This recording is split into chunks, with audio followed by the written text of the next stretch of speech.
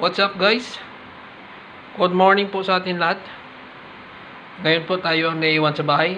For today's video, magluluto po tayo ng paksiw na tilapia. Ayan o. So, dahil sa malaki siya, hinati natin yung isang peraso ng dalawang hiwa. Ulo at buntot. Pero guys, ako lang naman ngayon, at saka yung mga alaga ko, magluluto po tayo ng tatlong parte ng ulo ng tilapia. So, ipapaksiw natin. Ang una kong ginawa ay naggigisa ako ng luya. Mas masarap kasi pag igigisa mo muna yung luya para mabango. So, pag mag golden brown na yan siya, lagay natin tong sibuyas na puti. Ayan. Nagiging chef cook muna tayo ngayon. Ay, nasa trabaho si Mrs.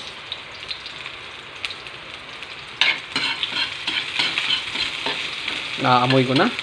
Bango. Ibang klase itong pagpapaksiw ko eh. Gigisa ko muna yung mga ricados.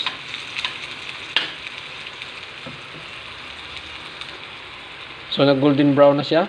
Ilalagay natin tong bawang. Dalawang cubes lang ng bawang. Kasi tatlong hiwa lang naman ang lulutuin ko.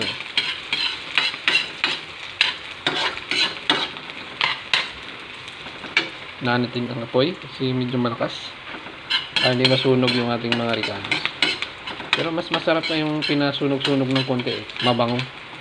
Tapos gilid muna natin para hindi masyadong masunog.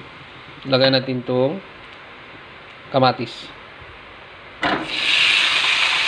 Magkaroon siya ng konting sauce galing sa kamatis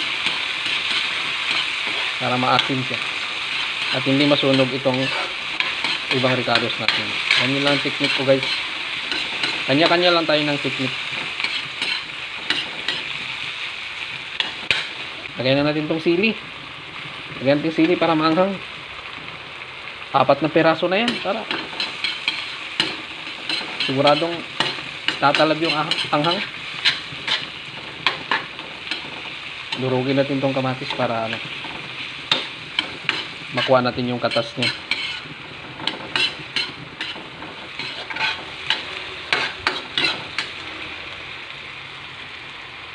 At lakasan natin konti ang apoy kasi may naman siya eh. Nagkaroon na ng medyo salsa itong kamatis. Hindi na masusunog tong mga ibang ricados. Lalagyan ko ng kaunting tubig para paglagay natin ng isda, hindi siya masusunog.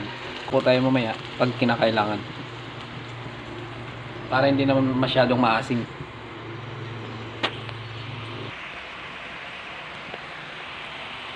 Kumukulo na siya. So ilagay na natin itong 3 pirasong ulo ng tilapia. Yan. Ibabaw lang natin yan.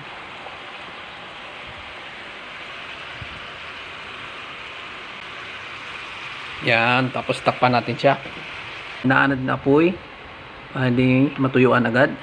Takpan natin ng mga ilang minuto bago tayo maglagay ng iba pang sangkap. Kagaya ng toyo at suka. Tapos yung paminta powder o kaya may crack dito na paminta. At saka iba pang pangpalasa. Ayan, naglagay na po tayo ng konting toyo. Lagyan natin siyang konting toyo para may kulay-kulay naman. Ganun ako magpaksiw guys. Tapos naglagay na rin tayo ng suka. Yung suka natin nakaburo pa yung mga sili dyan. So dagdag pang paanghang pa rin yun kasi may nilagay na tayong sili kanina eh. So mamaya magdagdag tayo ng konting tubig kung sakaling maasim man ito. Optional lang itong tubig. Yung iba hindi na naglalagay ng tubig eh. So nila yung paksiw na maasim talaga. Ako naman ayoko ng sobrang asim at sobrang alat tapos sobrang tamis. Ayoko ng puro sobra. Nakakasama yung puro sobra eh. 'Di ba guys? Takpan muna natin 'to ulit ng mga ilang minuto para ma-absorb niya yung lasa, yung nilagay nating suka at saka konting toyo.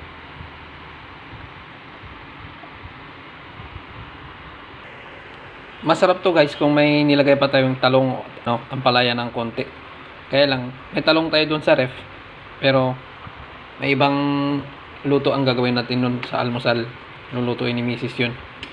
Tinikman ko guys, masyadong maasim. So, magdadagdag ako ng konting tubig. Para sakto lang yung asim at alat niya. Tapos, lalagyan din natin siya ng brown sugar para masarap. Yan yung brown sugar. Naamoy ko na.